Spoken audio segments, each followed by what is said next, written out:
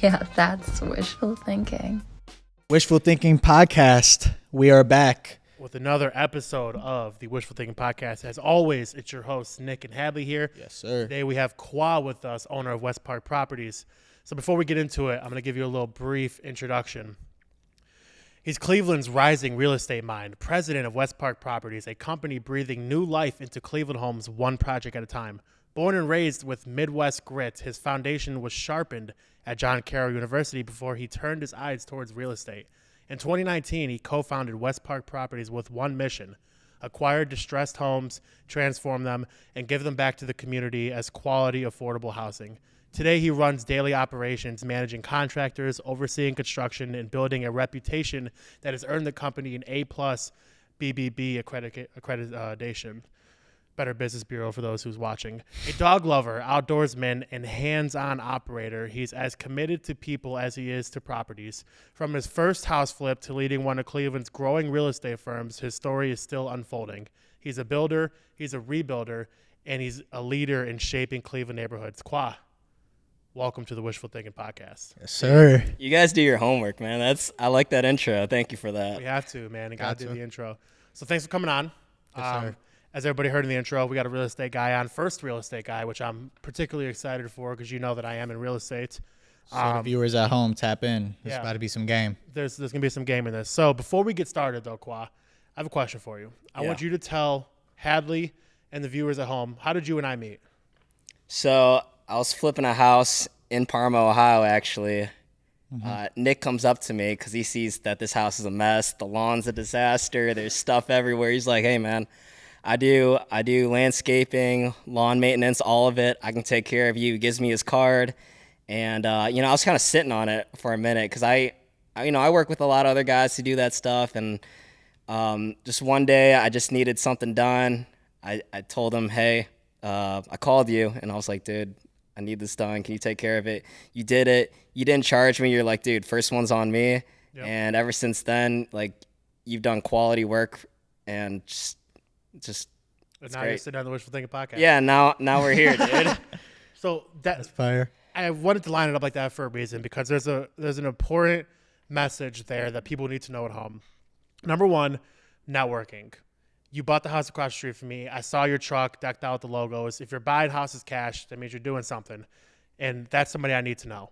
So I walked right up to you, handed my business card, and introduced myself. So that's the first message that I want to tell everybody at home is you got to network. Don't be afraid to shake hands. Have a good business card. Have a business card ready. And shake hands, introduce yourself. You'll never know where it leads. Now, the second thing is I didn't charge you for your first lawn.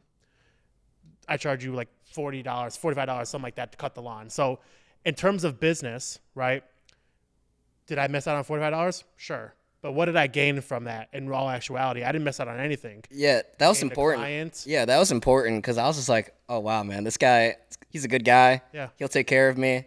And then I had a bigger job for your company the next time. Yep. You guys did an amazing job. You made a lot more money on that one. And then we have a continuing relationship where you're doing it recurringly. So, dude, it was... So though I might have missed out on a $45 sale, I still did other stuff for him, recouped that money, and then he gave me a bigger job. And I'm sure now that we've built this relationship in the future, he will consider me for other future projects. So, dude, it was the fact that you followed up because you gave me your card, and I was like, I get cards all the time, to be honest. And I'm just like, okay, I'll save it in my back pocket. I'll add your number. But you texted me like a couple weeks later, and I was like, all right, let's do it. There's another thing. Be front of mind. Yeah. Reach back out. If you meet somebody, I used to do network events all the time where I'd go and I'd meet people.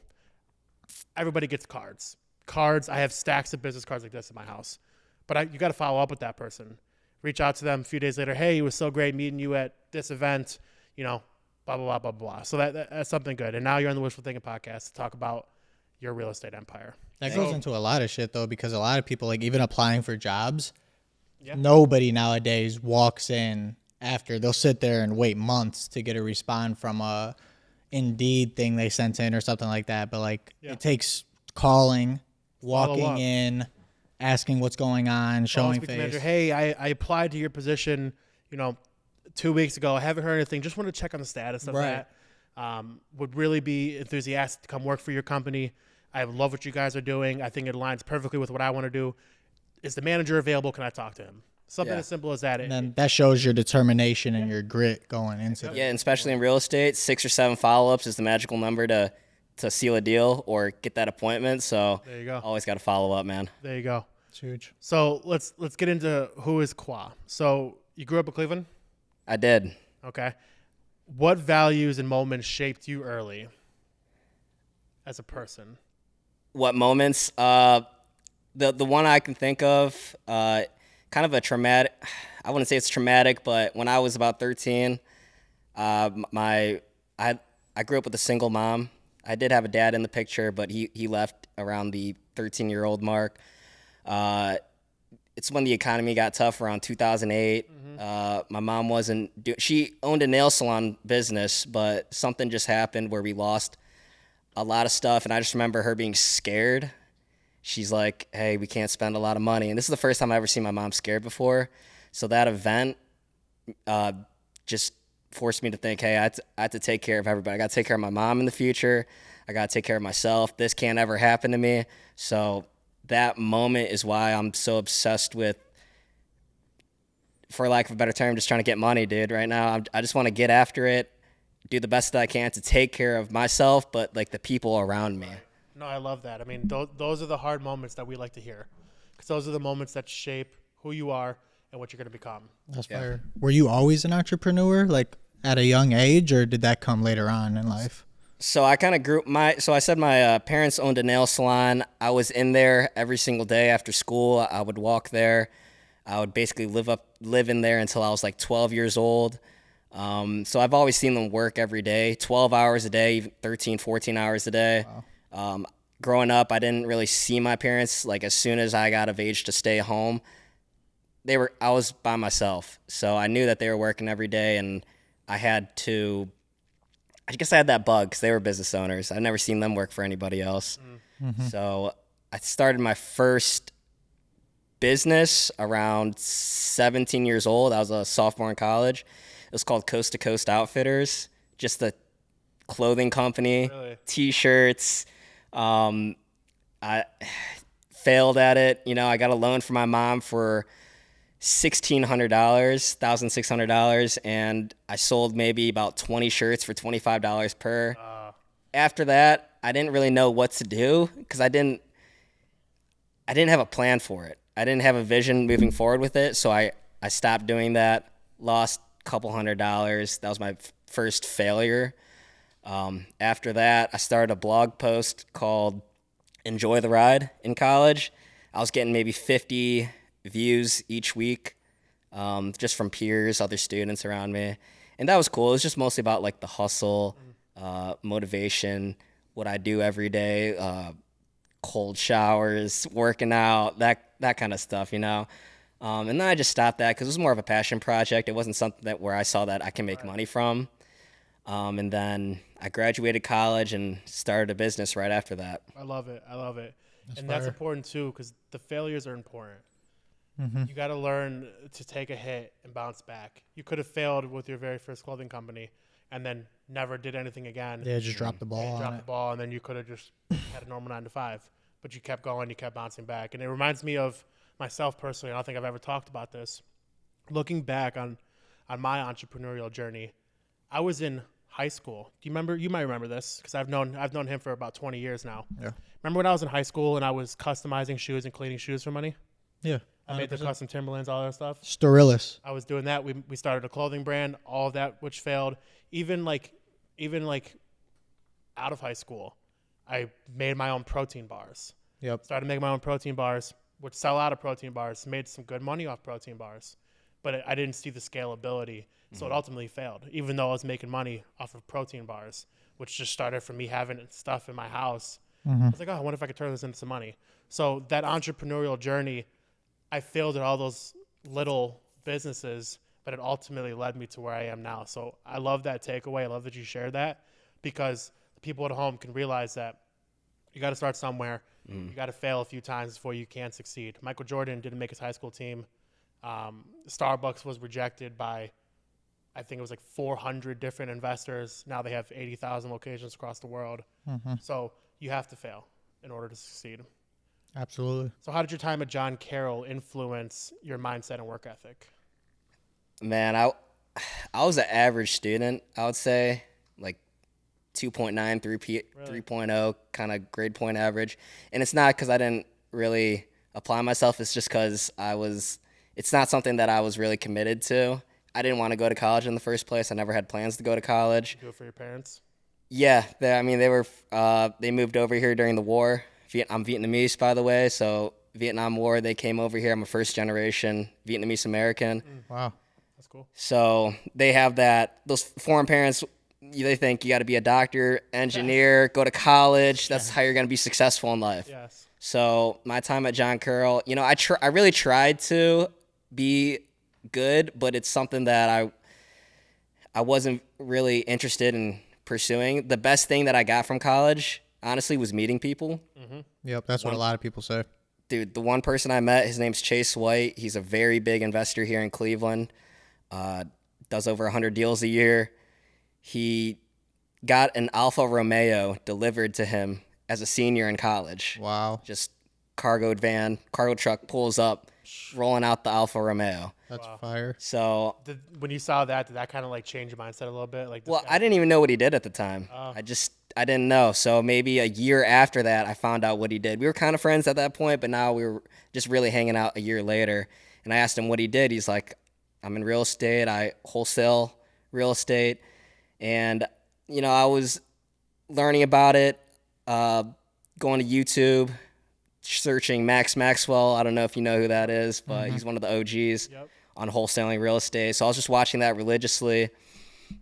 And to get back to your question about what I got out of college, it's really just meeting him. Because if I haven't met him and he didn't tell me what he did, I wouldn't know about going into real estate. I would have probably got some corporate job. So it benefited you going there? Yes. Do you think it would have benefited you more if you didn't? That's tough, man, because I don't know. I don't think I learned a lot from college besides like time management and That's that about kind it. of thing, which is important. But it's really the idea of people making money and being successful. I need to see that to see what's possible. I wasn't getting that from college. I was getting that from the people that were there. Yeah, from the people. That's fire. So you didn't take nothing. Everything in your classes, you're just like, What did you major in? International business. So you learned some business techniques. Yeah, I mean, dude, the capstone of that major was we had to go in as a class to help this. I want to say it was like a steel company or something along those lines. We come up with a plan of how do we get them to expand into India. So it's a lot of. And my team was in charge of strategy. So we got to learn about India's culture, what strategic places in India, that kind of thing. It's very general. It's very high at the top level view. And so we're presenting it, and it's not something that they would say, yeah, we're going to do that, because you don't have enough experience or on the ground intel for them to convince them, like, hey, expand to India. It's just so top level. It's not, I didn't think it was real world applicable from what I know now. Because when I come to someone if I want to give them an idea or pitch something, I'm coming with numbers. I'm coming with the plan already set in place. The people, I've already talked to them. Hey, I already made the phone call. They're ready to go. Do you want to do this? Like, that's more likely to sell someone on an idea versus what I learned there. But at the end of the day, you can't. I understand it. Well, there was obviously gen ed courses, right? So you learned accounting. You probably learned a little bit of marketing, or was there no like? No, it was all that. Marketing, all accounting. that helped you out. Yeah. But you could have learned that anywhere. I mean, you could have. You could go on YouTube and learn that videos stuff. and learn that stuff. Yeah, right? exactly. You don't need to sit in a classroom to learn that I stuff. have a 2-year degree from Tri-C, Okay. which is a general business management. So I learned accounting, marketing, social media, etc. And I went the community college route, and I paid cash, way cheaper than an actual university. I think I paid like $8,000 for my 2-year degree. And I paid cash, and it's helped me. Now, it wasn't going to get me to the point I'm at now. That got me into a job at a big company, but I knew that I couldn't do that 9-to-5 life. I can't. You know what I mean? So I'm with you. where'd you go to high school at? Brunswick High School. Really? Yep, Medina County. Medina. Yeah. I like Medina. Yeah, it's No, nice. it's not bad. So who were some role models or mentors that first lit a fire for real estate? Obviously, you had your buddy Chase. Yep, Chase White, first guy. Another guy named Steve Wobble. He was at my gym. Some guy introduced us because I mentioned real estate. So he's like, hey, I know a guy in this gym that does real estate. Boom, connected. I ended up getting an office in his building, $100 a month, small little office room. And then I had access to him and his fiance, which they were both in the game. I was learning from them. I was going to their kind of like courses. It was free, just learning from them. And so that was a valuable resource because I ultimately did my first deal with them a month down the road. We'll get into your first deal in a second. Okay. So just more networking. Like that. Yeah. Networking has been huge for you, would you say? Yeah, 100%. Absolutely. Very nice. Networking is it's one of the most important things. What do you say? Network is your net worth. Yeah, that's Absolutely. right. Absolutely. So take us through your first house, your first deal.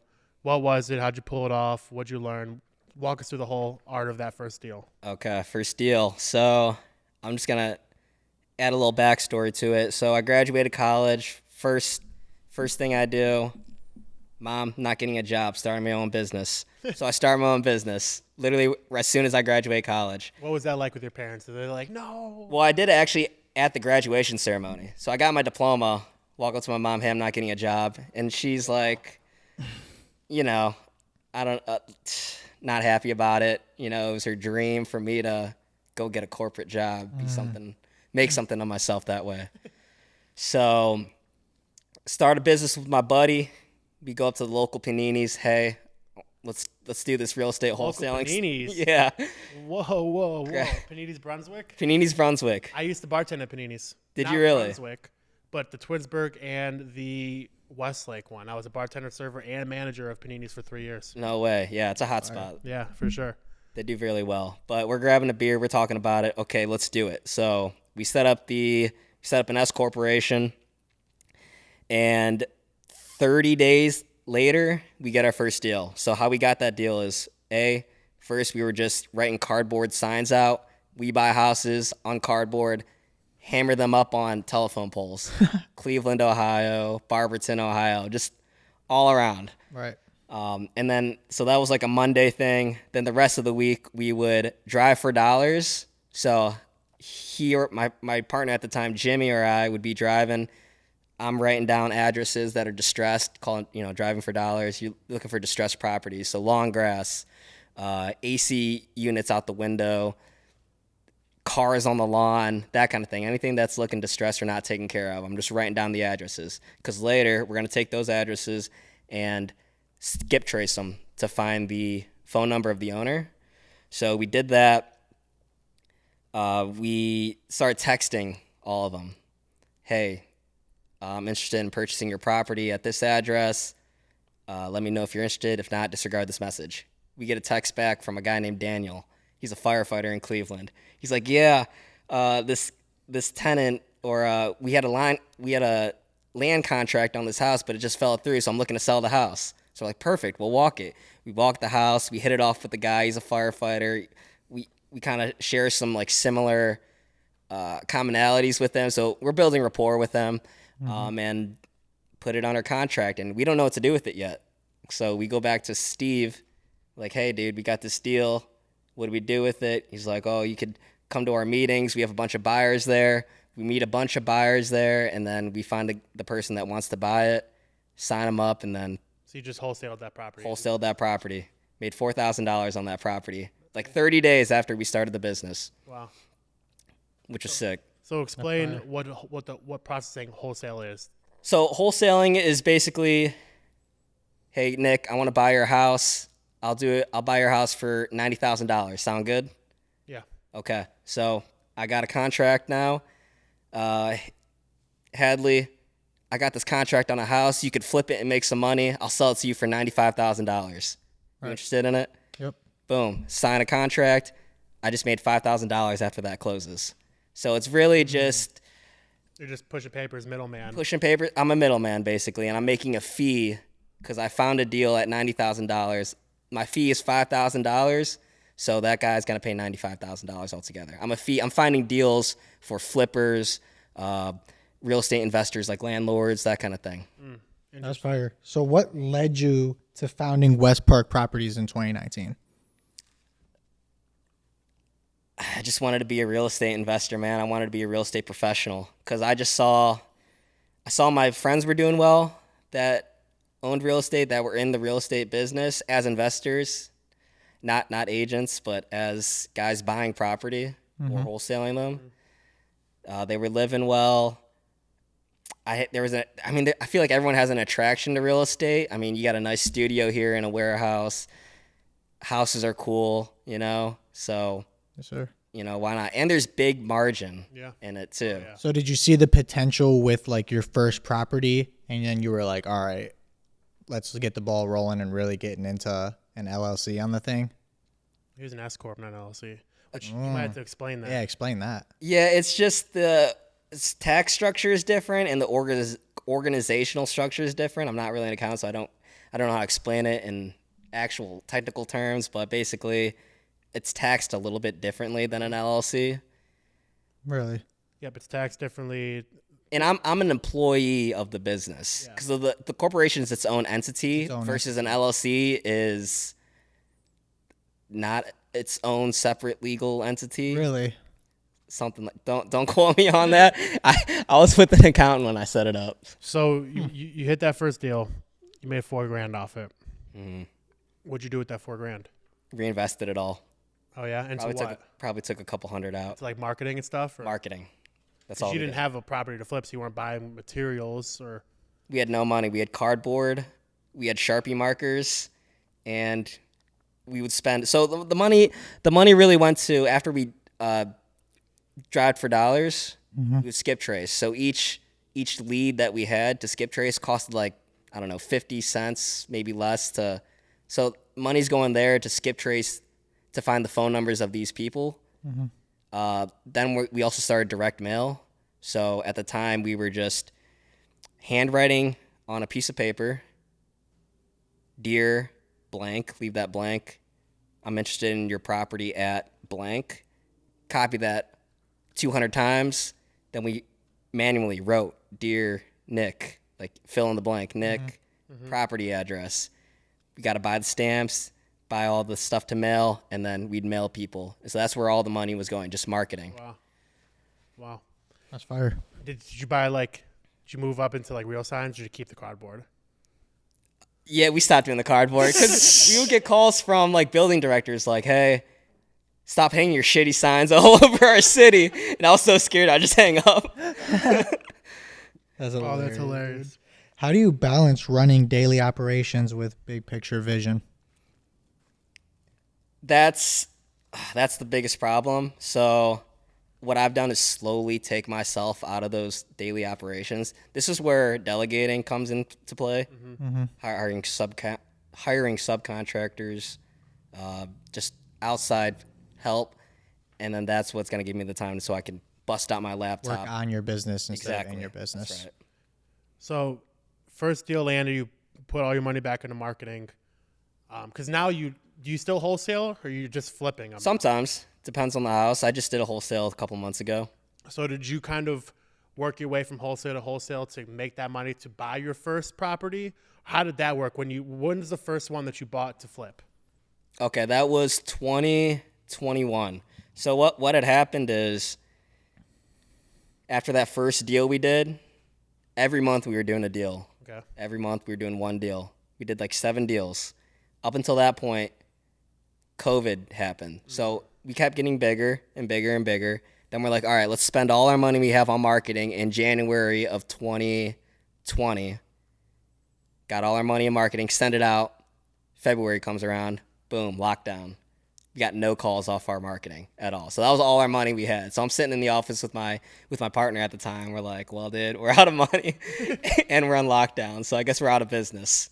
So we went out of business we just stopped right there because we didn't know what was going to happen during COVID. We couldn't market.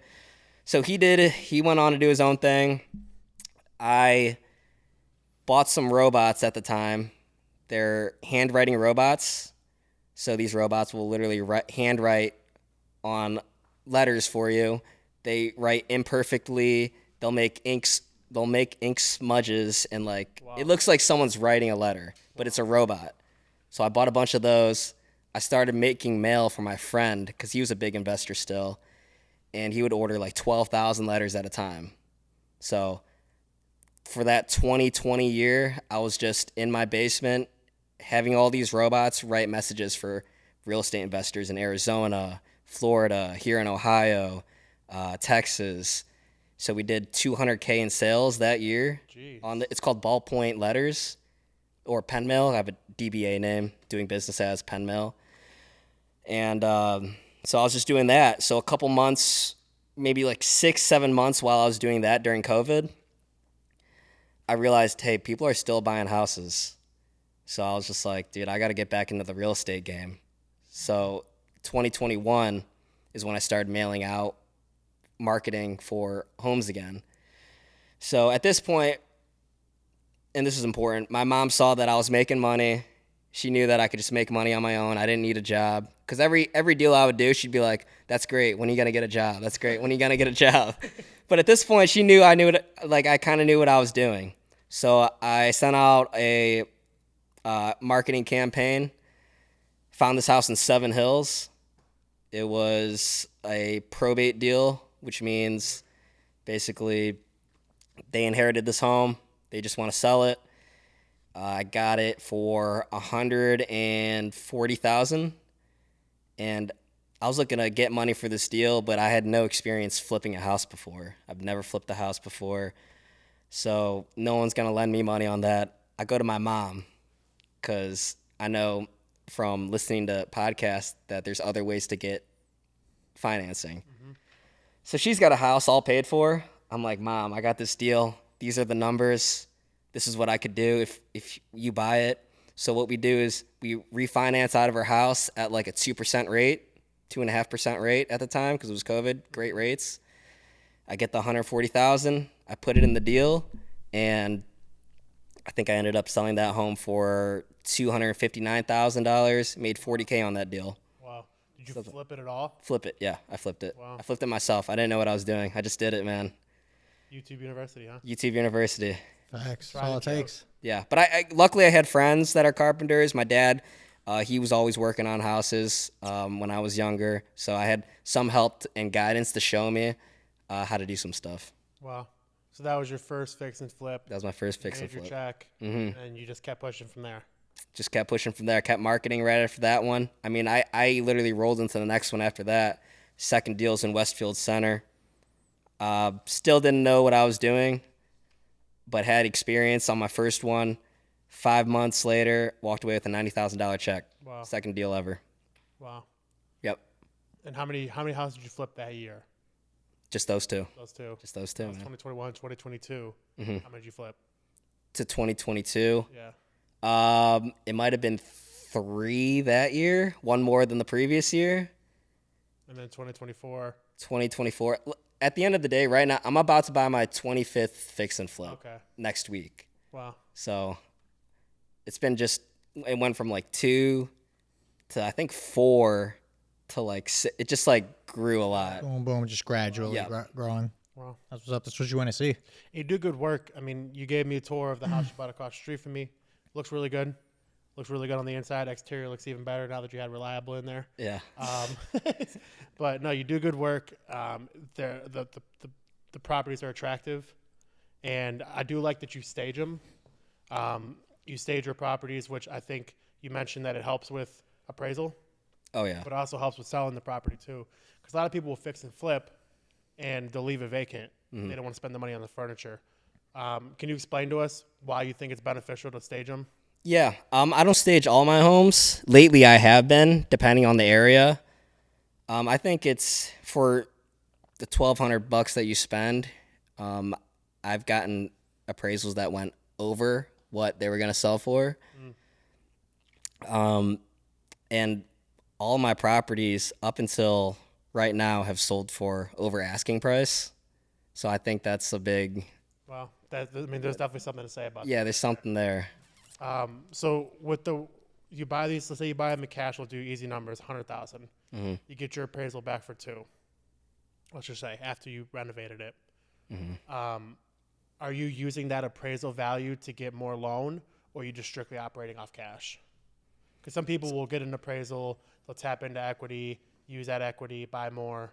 Okay, you're talking like more of a burr. Yeah. Okay, so no, mostly.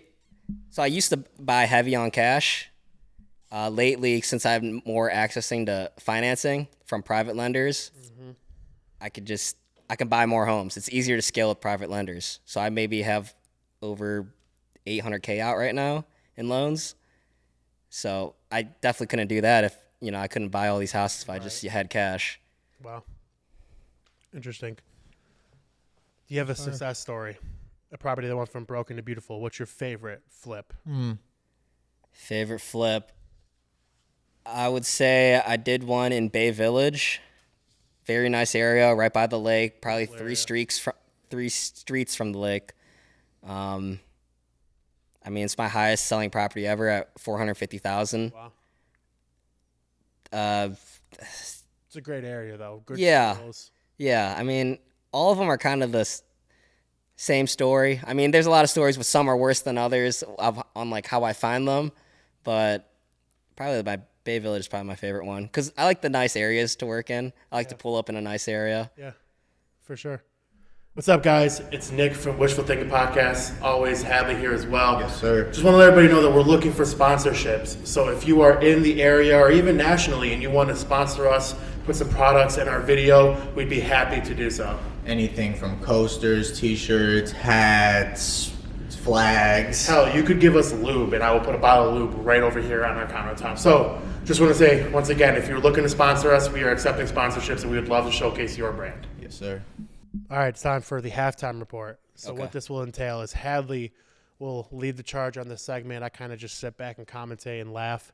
He's going to ask you 10 questions that could be completely related or unrelated.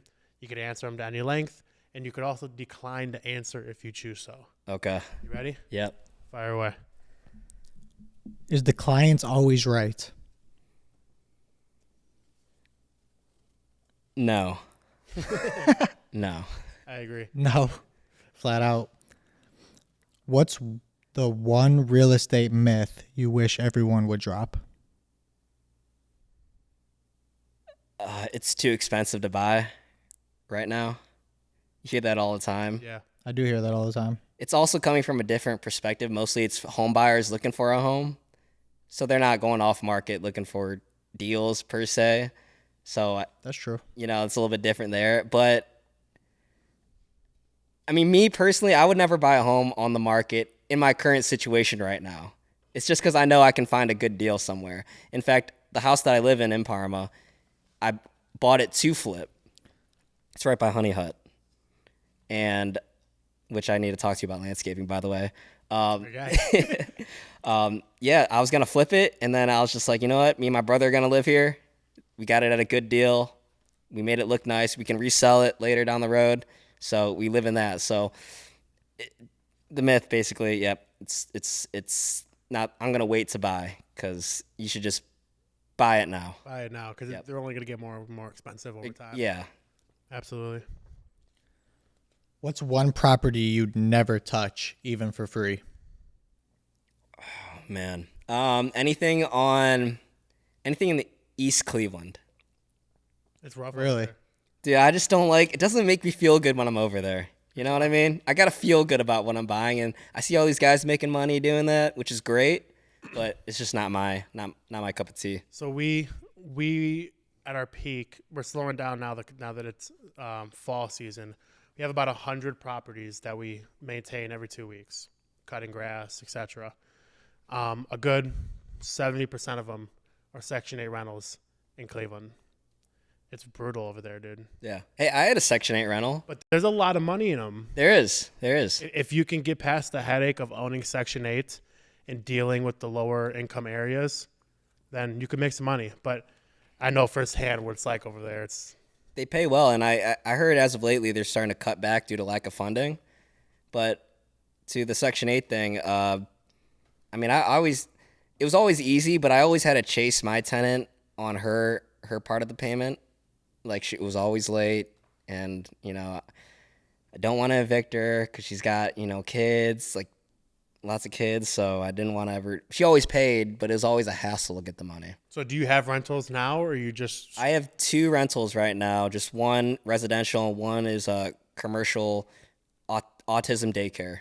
Oh, So they teach people with autism life skills. interesting. Mm-hmm. Is that a mixed-use property, or those 2 separate entities? 2 separate houses. Oh, you built a little commercial. Yeah. Nice. Good for you. Who in Cleveland real estate do you most want to partner with or outdo? Man, there's a lot of big players out there. I like doing business with people I like. So if I could do business with my friend Chase, who was my mentor and still is to this day, it's always great because, I love making money with my friends. That's That's the best fire. way to make it, That's fire. for sure. Do you have a lucky charm like a coin, pen, or a handshake before closing deals or any type of like pregame ritual? In another sense to say, lucky socks. Lucky.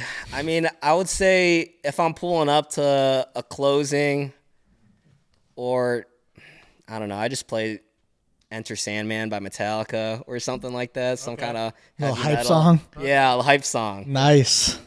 That's solid. Cleveland neighborhood with the most potential right now. Most potential. Mm-hmm. Oh, man. This one's tough. I'm going to say it's kind of part of Cleveland, but kind of not. Brook Park right now. Mm-hmm. If they get that stadium in, Yeah. I don't know what's going to happen to these home prices. They're probably true. going to shoot up. They're gonna Oh shoot yeah, up. definitely. So, Because they'll have to redo that whole area. yeah, but That's Food, gonna be new crazy. attractions. yeah, and probably hotels and things like that. The airport a little bit. That or I know it's in the works right now, Ohio City, because you could still find houses for shit you not $100,000 and the neighbor's house sells for like $450, $500. Yeah, So there's still deals out there like that. 100%. That's fire. Have you ever had to turn away a clients because they were too toxic? Yeah, so I was working. So I'm also a licensed realtor. Mm-hmm. So the reason I have my license is if I come to you and I give you a cash offer and you don't like it, I could say, hey, I'm also a licensed realtor. If you want that number, I could list the property for you. So it's another exit strategy. So I had a client that was she's a great client, but just so like anxious about everything. Like just needed to know right now what's going on, even though nothing has happened. I would get text 5 times a day. Hey, what's going on? What are they saying about my property? Is my property crap? What are they, are they going to make an offer? And I didn't think it was worth, I mean, I wanted to help her, obviously, but it was just so much like anxiety that she's trying to push on me. And I'm just like, hey, this is what's going to happen. You just got to, I didn't say this, but you just got to calm down. Just let it happen. I'm taking care of you. And guess what? I took care of it for them perfectly as I said I was going to do it. Yeah. So, What number is that? That was number 5. Really? Yep, we got 3 more. Or no, that was number 7. We got 3 more. What's the most ridiculous buyer request you've ever had? buyer request. Nothing crazy that sticks out to me, to be honest with you. It's all No crazy, nothing? No, nothing crazy. It's all right. I like this one right there, number 3 right there. You get $1 million cash tomorrow. Where are you investing in Cleveland first? Man. You got to give me a second to think about that. Take your time. I would probably build a flex space warehouse. Explain. So I guess it's kind of a warehouse like this where it's flexible. It could be shipping and logistics, one part of it. Flex space, it's adaptable to any kind of business, right? Gotcha. So it could be a studio. It could be just office in a warehouse. It could be storage. Yeah. There's a lot of things that you could do with just a warehouse build. Yeah. So that's probably kind of like open format building, but with all the infrastructure to support anything. Yeah, I mean you just got a slab of concrete here, and you have some steel running, and then just whatever they use for the walls, here, pretty simple build. I'm not a builder. I don't know, but I would probably try to take a stab at that. That'd be fire. That'd be cool. I'm a builder. I could be your guy. Oh, really? Yeah. Sweet. Last question. Have you ever juggled dual identities like agent versus investor and lied about it? And lied about it? No. I have to tell, because I have a fiduciary responsibility. I got to tell people, hey, as soon as I meet them on an appointment, hey, I'm also a licensed realtor. That's something I always got to tell people. Keep it straight, integrity. Yep, keep it straight, man. Just be honest. I'm a straight shooter. I tell people all the time, like, hey, I pay a price where I can make a profit on your house. That's what I tell people exactly, every single person. So they know exactly what they're getting into. I respect that because there's a lot of shady stuff. It's good. People doing business, especially in the real estate game. Mm-hmm. I respect the honesty. I know for myself, I'm about clean business. I have to be able to sleep at night. I won't be able to sleep if I knew I'd wrong somebody. Mm-hmm. You know what I mean? So I respect that. Yeah, I think they just got to know, your customer or your clients got to know. They got to know to make a decision. So I want to give them everything, all the information they need to really make a sound decision. Wonderful. Best way you could answer that. What's going on, Wishful Thinkers? Just want to give a huge shout out to our sponsors of these videos, Sound Precision Entertainment and Cufflink Media. Thank you so much for letting us use the studio and the equipment. Sound Precision Entertainment is a Cleveland local-based wedding DJ company.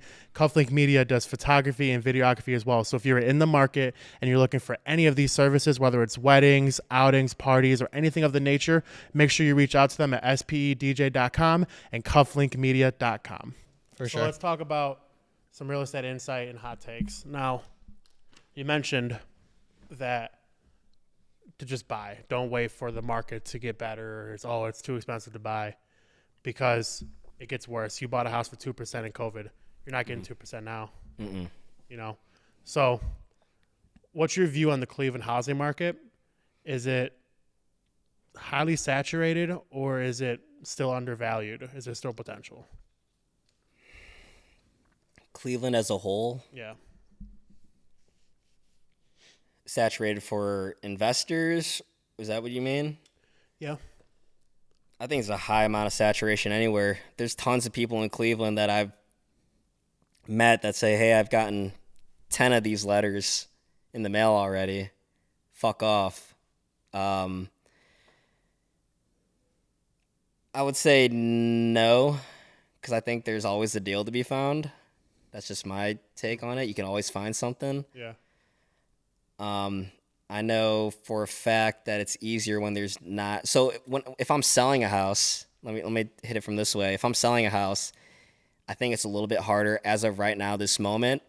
So back in 2022, when I was flipping that house in Westfield Center, I made $90,000 on it. I was the only house in the market that was being sold. So you saw my Parma house that I'm selling nowadays. There's 200 other listings in Parma. Wow. So I got to compete with at least 100 of those are got to be 3-bedroom. So I'm competing with so many other houses on the market. I was just taking my friend out. He's looking to buy a home. We saw like 10 different houses. Why doesn't he buy your home? He's got a dog. He needs a big yard. I gotcha. So we saw 10 other houses, and I'm looking at these houses like, wow, man, this is my competition. These are nice homes, you know?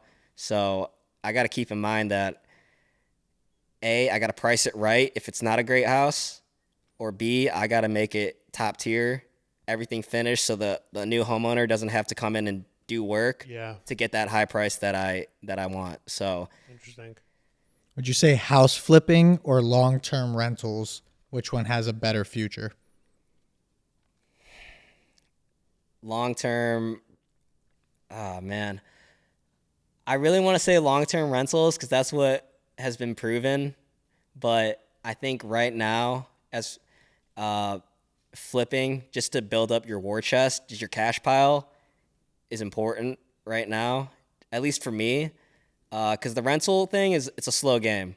Because I don't think you're getting any BRRRR deals today. You know, buy, rehab, refinance, repeat, where you can cash out and get that, you know, that tax-free money back. I don't think you're finding those deals as much today.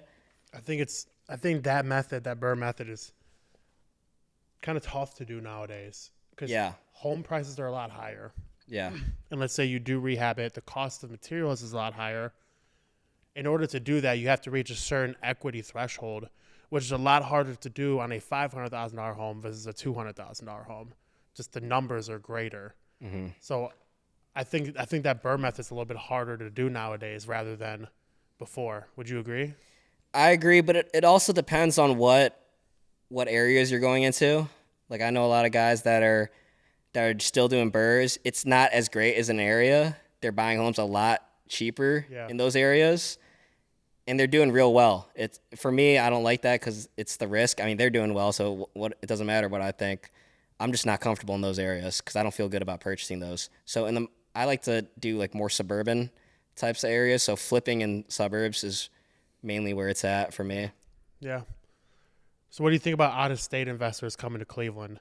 I work with a lot of them. I have guys in New York that I'm managing 10 of their properties. And I'm actually thinking about starting like a property management company. Yeah. That's kind of where I'm pushing towards next. Do you think they help or hurt the city? We also had John Williams, that guy posted, you just see the billboard, it's like, we buy crack houses. Yeah, he called about one of my houses to buy. Really? It's not a crack house. It's in Garfield Heights. He came from Florida, I believe. Yep. So what do you think about the out-of-state investors? Are they hurting us or are they helping us? I think, well, I can only speak for me. I think it helps me. I have an out-of-state buyer buying my house for a lot more than what someone local will buy it for. I'm getting local offers of like 70, 80, 90,000. This out-of-town investor, it's an investment company actually, they offered 105, so a lot more than, they offered 115 at first, but there's some problems with the home. I'm not going to take care of it. So I'm getting a lot more from them. So in terms of me selling investment properties, I think it helps. It helps me. Yeah. But overall for the city, probably not great, but I think if they're a good company that takes care of their properties, then I think it's all from the point of perspective. Mm-hmm. Because when we just bought our second house last year, we were competing against out-of-state investors and large corporations. Mm-hmm. We were offering what might have been more than asking price, but if somebody comes to you with a cash offer versus a FHA loan, you're going to take the cash, right? Yep. It's going to close quicker. It's going to be easier, all that. So I just know from other standpoints, it could be hard because, okay, these people have an influx of cash. I'm competing against these out-of-state investors. I have an FHA loan. I have a conventional loan. I'm only putting, it's all about perspective, I think. Yeah, so, it's definitely hurting the home buyer in that case because I just did a deal where I'm helping a client. We got to go 20K over just to get the house. So it's not great, but it's not also a bad deal. I don't feel bad about it at all. I think it's still a great purchase for my client. Yeah, for sure. Social media house flippers. You think they're educating viewers or faking it? Depends who you're talking about. I mean, the general mass. The general mass, probably, they should probably spend more time in their craft of real estate, I think. But then again, man, the social media really blows you up. It helps build your network a little bit. So I could see why they would want to start doing that. Right. I don't think it's fake by any means, but I don't think it's truthful in the way that they depict real estate investing, how easy it is, selling their courses like, hey, you could do a deal tomorrow, which is true to an extent. You could really do a deal tomorrow, but I don't know if people will take the action on, if they gave you an action plan on how to get a deal, I don't think most people would actually do that action plan. So I have mixed feelings on that one. Okay. It's valid. If a viewer at home wants to get into real estate tomorrow, mm-hmm. what should be their first step? Man, I could tell you how to get your first deal right now, man. I'll tell you how to get your first deal right now. Go ahead. I'll just lay it out for you. Let's see how many people do this. All right. You're going to go to PropStream. You're going to pay $99 just for subscription. 1 month. That's it. You're $100 in so far. You're going to pull a list. You can watch YouTube videos. I suggest Ryan Dawsey on YouTube. He's got a bunch of videos on what kind of lists to pull. All right. So you're going to pull your list. You're going to do a direct mail campaign. So letters, postcards, anything. You can find any provider to do that for you just with a simple Google search. You're going to take your list. You're going to mail that list, all right? That postcard's going to have your number on it. Hey, I'm interested in buying your house at XYZ Street. Call me if you're interested, all right? Just mail that out. Have them call you. Someone's going to call you, okay? And set the appointment. I mean, you got to work on these skills, obviously, but I'm just telling you how to do it. Yeah, set the appointment, go walk the house, make them an offer, and you can have a potential deal right there. That's literally all I do. So it's not complicated. I just told you what to do step by step on how to do it. Now, how can somebody find a buyer if they're going to go that wholesale route? Because now you got this house under contract for 70. Okay, they don't have the 70,000 to buy it. For wholesaling, you could just find a buyer by just looking at. So on that prop stream thing that I just told you about, you could look up companies that have bought in a certain area, and then what you do is just find those companies' numbers and just call them. That's it. Like it's really that simple. I saw you're in the Bigger Pockets community as well. I am. I haven't been active on that lately, but that's also a big podcast I used to listen to to learn. For sure. That's fire. Before we get into the future and legacy of yourself and West Park Properties, I want to ask you, coming up soon, actually, September 5th through 8th, if my times are correct, there's the forfeited land auction of Cleveland. Do you know about it? No idea. I will be attending this year. So what it is, it's the convention downtown, and I don't mind talking about this on the podcast because this will likely air after that. Mm-hmm. At the Huntington Convention Center downtown, it'll be an auction-style facility, and they will list tax lien properties. Really, they're all rough shape. They're all distressed, but to really high magnitudes. Some of these parcels are selling for as low as $100, and a lot of times they're just vacant land. Mm-hmm. There's burned down homes. There's people with, high tax issues. Would that be something you would do? Would you consider doing something like that? No, not at the moment, to be honest. I'm just really focused on single-family homes that I don't need to build or repair. I want to do the least amount of work right now, just doing volumes of that. Gotcha. I would not be interested. I'm planning to go to it. I want to get some vacant land. That's really what I'm interested in. Yeah, and it's going to depend on the area. I know a lot of the lots are in like Cleveland and stuff, so it's not like... Majority of these parcels are East Cleveland. Yeah. There's some on the west side, like that Brook Park area. There's some in like the Puritas area. So I'm trying to find a couple vacant pieces of land, because you also got to maintain them and you got to pay property taxes on them. But sometimes you can work out deals where you get 3 years of tax-free, just depending on how you work it out. But I have a landscaping company, so it's nothing for me to go cut the grass. I just want to buy some vacant land. Yeah. In areas that will likely be developed, like a Brook Park. Let's say they put that stadium there. Now they need more land. So that's kind of where I'm heading. Yeah. At least in the next month. You know what I mean? Finding them in Brook Park or suburbs like that, dude. Some of the spec home builders, dude. Tons of spec home builders want these lots. Exactly. So that's fire. It's definitely something that I like to keep in mind. So the future and legacy of West Park Properties, where do you see the company going in the next 5 to 10 years? Next 5 to 10 years, we're going to look at acquiring long-term rentals.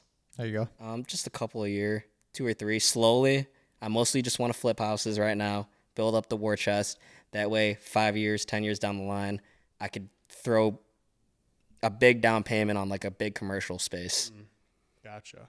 That was my next question, is branching into commercial. So in terms of commercial, what you said you like to do like a flex space. Flex space. I would love to own a shopping plaza. Just because of that one commercial property I have. It's low maintenance. They take care of everything. They just send in the rent. They're trustworthy. I think it's better than owning,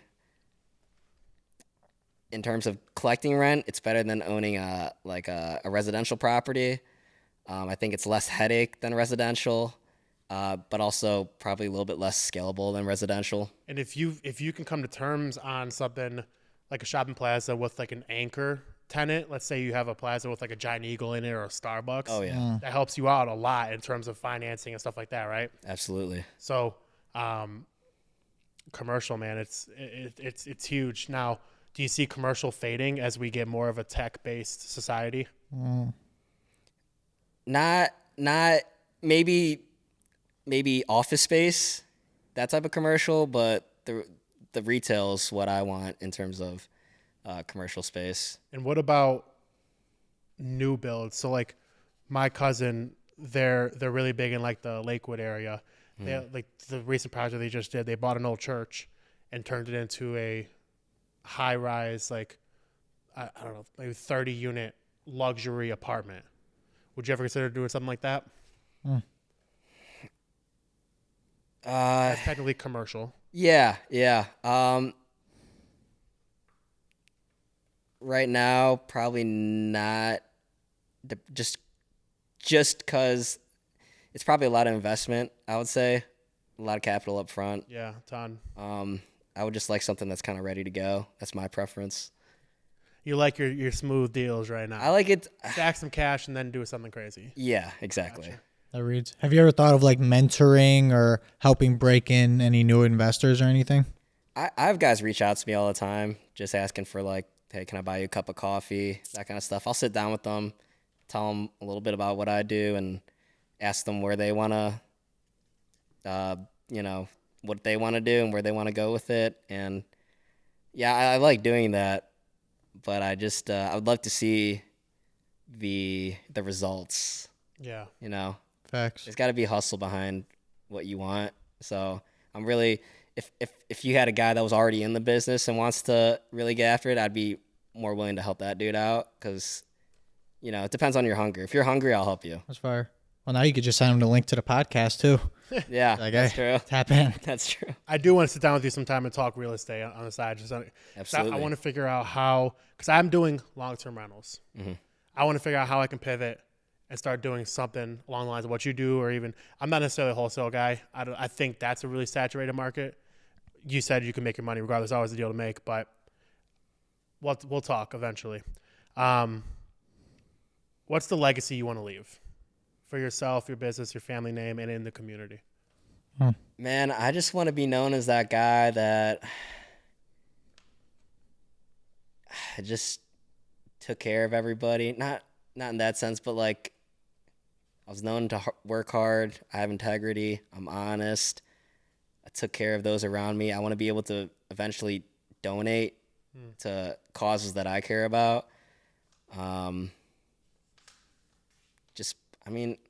I really don't care about my legacy, just as long as like people know like I was doing some good out here. That's it. That's fire. What about one word that you'd like for people to describe you as once you leave this planet? One word, if it was on your tombstone. One word. What would you like to be remembered as? That's tough, man. I don't know. I'm just gonna have to say like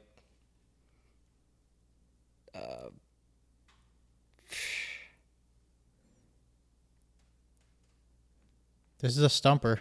I know. man, one word. I've been hitting everybody with this question. It always They probably have good ruffles answers, the man. feathers. I'm not. Well, I I'm not almost good off the cried cuff. today. I almost cried from somebody's answer. Really? Yes. Mine's not gonna make you cry. Mine's pretty basic. I would say he was hard. I don't know. He's a Hard. hard guy. I don't know, man. Tough, stern, Tough, stern, that kind of thing. Hard. Not quitting. disciplined, Not quitting. Committed. I like Committed. Yep. committed. That's good. All right, so for the last segment of the Wishful Thinking podcast, that book right in front of you, there Yeah. is Life's little instruction book. there are 1,360 line items Yes. in that book that are instructions for life. So give me a number between 1 and 1,360. Could be any number. 1276. Nice. So pick up that book, please. And then Find the line item. So it's not the page. Once you flip it open, you'll see Okay. it's like 1276. parables Gotcha. almost. and then you'll read it to us and we'll discuss it a little bit. 1276. Okay. Got it? Oh, I like this, man. Love it. Nice. All right. Never give up on a dream just because of the length of time it will take to accomplish it. The time will pass anyway. That's good. Ooh, That's great. that's fire. So, give us your interpretation of that. How does that make you feel? What do you get from it?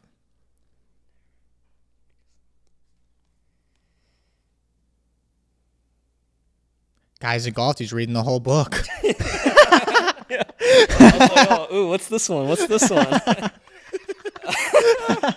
Oh, man. Man, I'm not good at this literature stuff, but It's fire. What I take from it is that time's going to pass regardless. Stop worrying about the time and just get to it. I take it for what your one word was, committed. Stay committed. Time, no matter how hard it is, keep pushing.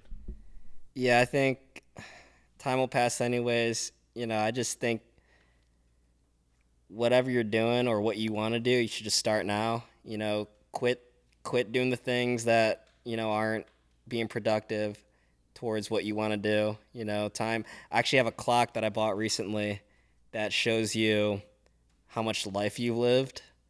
Really? So I'm 28 years old. I've lived, on average, based on the U.S.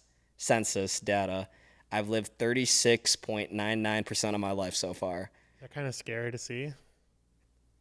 It lets me, what it helps me be is more intentional with my time. So every couple of days, 0.01, it'll add 0.01 to the percentage. So it's like, I want to make sure I'm making good use of my time. Yeah. Just not bullshitting, even though sometimes we all do. But I just want to be more intentional. So I think you should just be intentional with your time is what I get from that. That's fire. Be intentional with your time. Fantastic. Well, thanks for coming on the podcast, bro. Yeah, thank you, man. Thank you, Had man. a good time. This was sick. That was If people fucking want to follow you along your journey and they want to check in with your business, where can they do that? Yeah, they could follow on Instagram or Facebook, West Park Properties Inc. Right there. fire. Yes, sir. Yep. Check out our website. And I'll make sure to put all your social medias in the description. I'll put the website as well. Do you have personal social media? Yeah, I have a personal Instagram. It's Khoa Trinh, but Khoa with 3 A's. Ooh, So that's why we couldn't find you. yeah, if you look up my name, if you know how to spell it, they'll type it out. Cool. Yep. Man, it's been a pleasure. Yeah, this Thanks is for all the sweet. free game. I had a good time. Yeah, it was fire. Wishful Thinkers. Make sure you guys check in with him, tap in with his business, follow him along his journey. Yes, sir. Be sure to like, comment, share, subscribe on the videos. Hit the notification bell. Yep, got to. We're coming at you every week with more phenomenal content. As always, stay wishful thinking for life. We will see you guys in the next episode. Comment your favorite part of this podcast. Thanks. Yeah. Definitely comment your favorite part of the podcast. There was a lot of game that was dropped. Fucking fire game. A lot of free game. Ugh. We'll see what you guys do. He told you how to get your first deal tomorrow. Let's see who actually makes some money out here. Let's get drop it. a comment if you close a deal off his blueprint. Drop a comment. Let's get it. All right. All right, Thanks. guys. Catch y'all later. Peace.